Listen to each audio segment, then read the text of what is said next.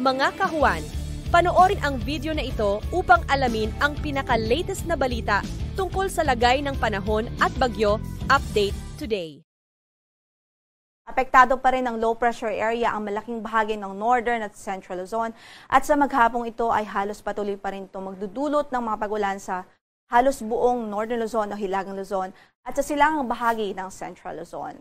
Base sa pinakahuling datos, huling nakita itong LPA sa layong 200 kilometers, silangan-hilagang-silangan ng Kasiguran, Aurora o kaya na may sa layong 235 kilometers, silangan naman ng Echagua, Isabela.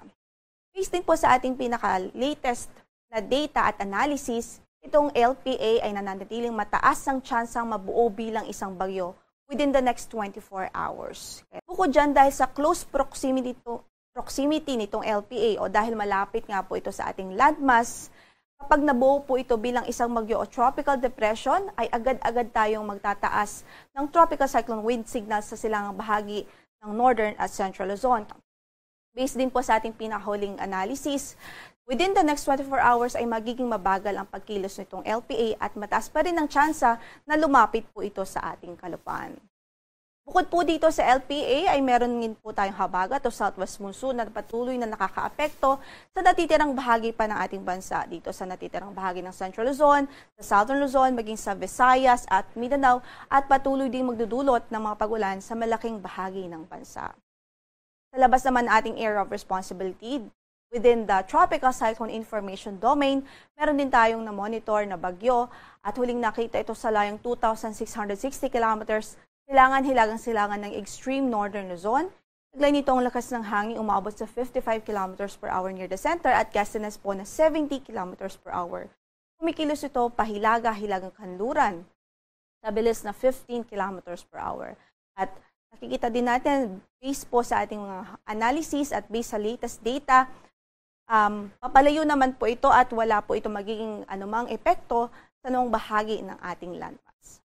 Samantala, bisitahin naman natin ang climatological record ng mga tracks ng bagyo na pumapasok sa ating area of responsibility tuwing buwan ng Hulyo. At makikita nga po natin na ang ilang bagyo ay nag-cross sa ating landmass, nag-cross sa ating kalupaan, habang ilan naman ay dito generally sa extreme northern Luzon at ang iba naman ay nagre-recurve o towards northwestward and then eventually ay nag-northeastward.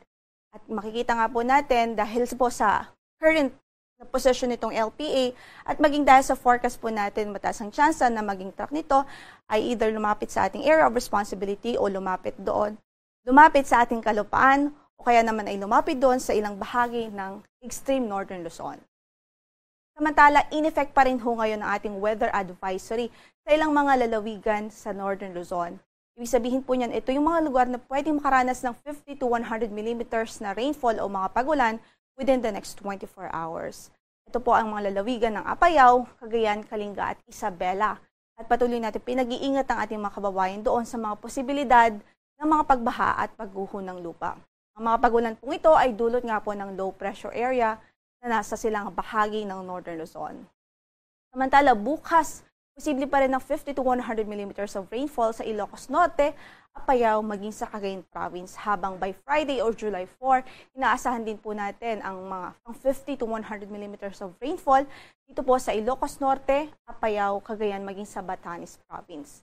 Again, pinag-iingat natin ang ating mga kababayan doon sa mga posibilidad o threat ng mga pagbaha at pagguho ng lupa. Bigyan din ho natin ng pansin na magiging 4-day forecast natin o posibleng maging lagay ng ating panahon in the next 4 days. So by Thursday to Friday, mataas pa rin ang chance ng mga pagulan sa malaking bahagi ng Luzon at Western Visayas dahil sa epekto ng low pressure area at ng southwest monsoon o habagat. Samantala, by Saturday to Sunday, mataas din ang chance ng mga pagulan pa rin sa halos buong Luzon pa rin at Western Visayas dahil naman sa patuloy na epekto ng habagat o southwest monsoon. Sa kasalukuyan, wala rin po tayong gale warning na nakalaasa namang bahagi ng ating mga baybaying dagat. Ingat lamang po sa ating mga mandaragat, lalong-lalo na dito sa northern and eastern section ng Luzon dahil nga sa presence ng low pressure area o weather disturbance dyan, asahan pa rin naman ang masamang lagay ng panahon.